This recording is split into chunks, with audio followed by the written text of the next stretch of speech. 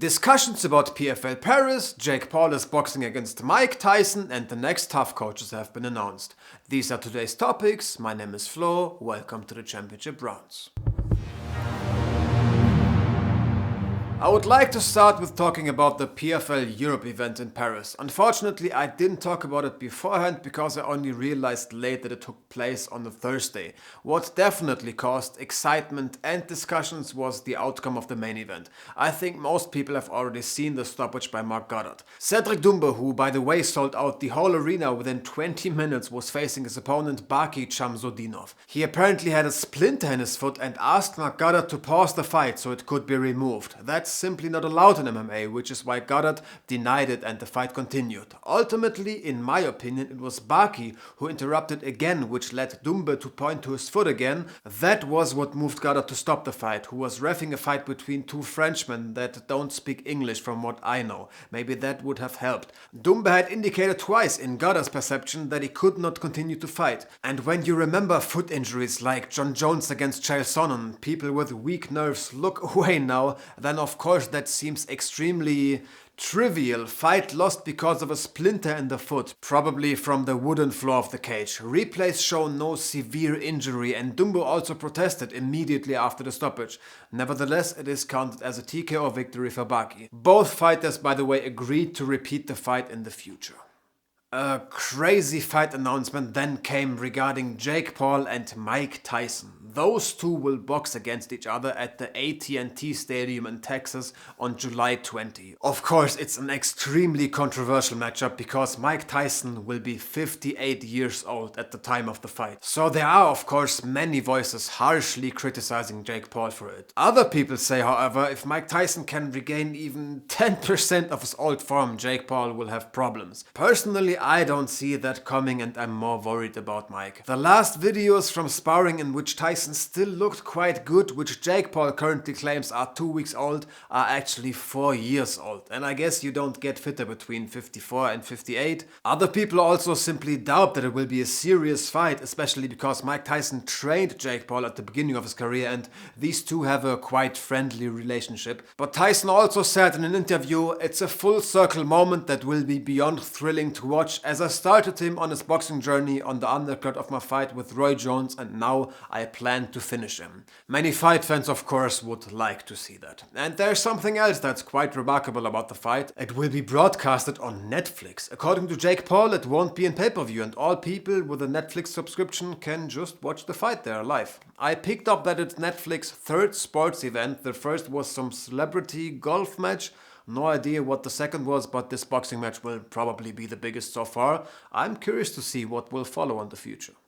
Dana White announced the coaches for the upcoming season of The Ultimate Fighter. It will be Alexa Grasso and Valentina Shevchenko. Even though the coaches are women, we will only see men compete in the show. There will be featherweights and middleweights. The premiere of the show will be on June 4th. I guess you can now start placing bets on whether we will see the fight of the coaches from the last season before those two step in the cage.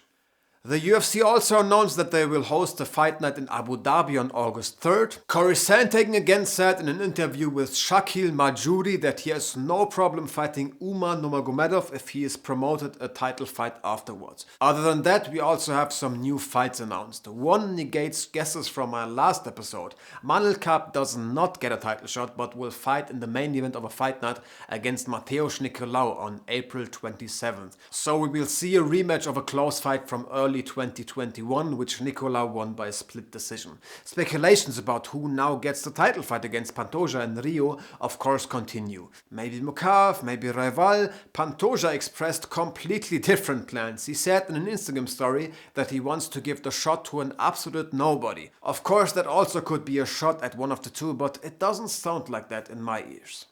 Or the event in Rio will just not have a Brazilian champion. Another scenario would be that Pereira wins quickly against Hill. He also mentioned that his plan then would be to fight again immediately at the next pay-per-view.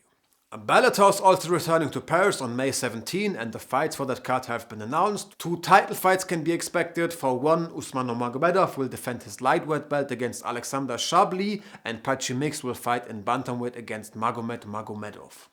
Shortly after this episode goes online, we will of course see the boxing match between Francis Ngannou and Anthony Joshua. I mean, you all know it has been widely covered in the press. Personally, I love that Ngannou now behaves like the king of the world and shoots against people. Whether he will actually win his second boxing match against AJ remains to be seen. He is definitely weighed in 20 pounds heavier, but in my eyes the outcome of this fight changed nothing about his status as king of combat sports, if you ask me, at least for the moment. Here you see the starting time of the main card in different time zones. I guess you can expect the main event to happen about 4 hours later, but at least the co-main event should also be watched in my opinion. There Zhang and Joseph Parker are fighting for the interim WBO belt. What definitely should also not be missed on Saturday is Glory Kickboxing. We will see a lightweight title fight between the champion Tijani Bestati and Enrico Kehl.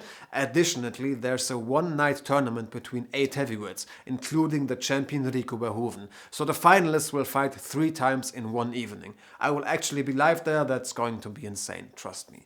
And then of course UFC 299 takes place on Saturday as well, a very big pay-per-view, full of interesting fights from top to bottom. I can give a few picks this time instead of promoting newcomers of them. Only this huge guy from Taekwondo, Robelis Despanier, is quite interesting, but hyping a heavyweight that's 4-0 seems a bit exaggerated to me just because he scored some very fast KOs at Fury FC. I will start believing in him when I see him defending a takedown well, but the guy is also already 35, I'm skeptical about him being a top contender. Anyway, my picks of the bigger fights are Gamrot, Barber. I'm very unsure about Blades against Almeida. I mean, Blades is the first real wrestler that Almeida is fighting. This could be the first time that a size difference really becomes a problem. I had the feeling that Almeida also had a few problems with Lewis' physicality on the ground, so that's a very exciting matchup. I am really glad that it was rescheduled, leaning slightly to Blades. Then I'm honestly just as unsure about Jan against Yadong. Song really has punching power, but Jan's past fights didn't fail because of his ability to take hits.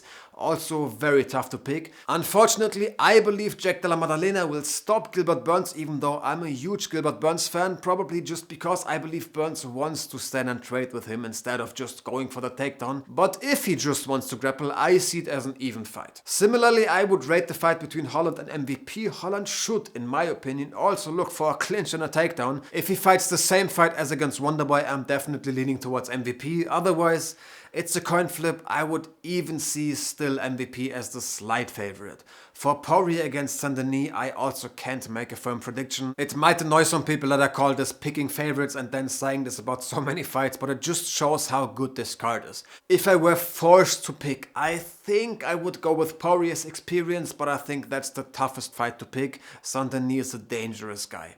And in the main event, I'm actually not going with the clear odds. I believe in the underdog. I think Chito Vera is a stylistically difficult matchup for O'Malley. Of course, he has been too inactive in some fights and was outworked, but this combination of strong defense and good durability will force O'Malley to fight perfect 5 rounds, in my opinion. Sean will not wrestle like Sandhagen did, I think. Of course, Chito is only human and everybody can get KO'd, but Vera, from what I remember, has never been even wobbled. That's why I don't believe in a finish by O'Malley. However, Vera can cause major damage with few attacks. Maybe watch the Rob Font fight again. That dude was on his way to setting a record in bantamweight history for the highest output, but Vera never showed problems with that. He had no damage on his face and needed only a few attacks to make Rob Font look like he has been attacked with a knife. One spinning wheel kick, one elbow, a solid right hand, and that fight got changed. I believe Chito can create such magic moments again, behind on the scorecards, but eventually breaks O'Malley with heavy attacks is my prediction. The only worry is a bit that Vera feels too much pressure and fights unintelligent and maybe frustrated at some point. I guess many fans don't realize how much attention he got this fight week.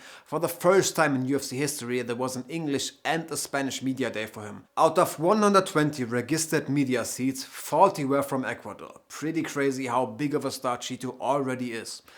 Anyway, I wish you a lot of fun with all those events. For today, I end this episode. Thank you for tuning in. Of course, feel free to subscribe to not miss any future episodes. And with that being said, see you next time.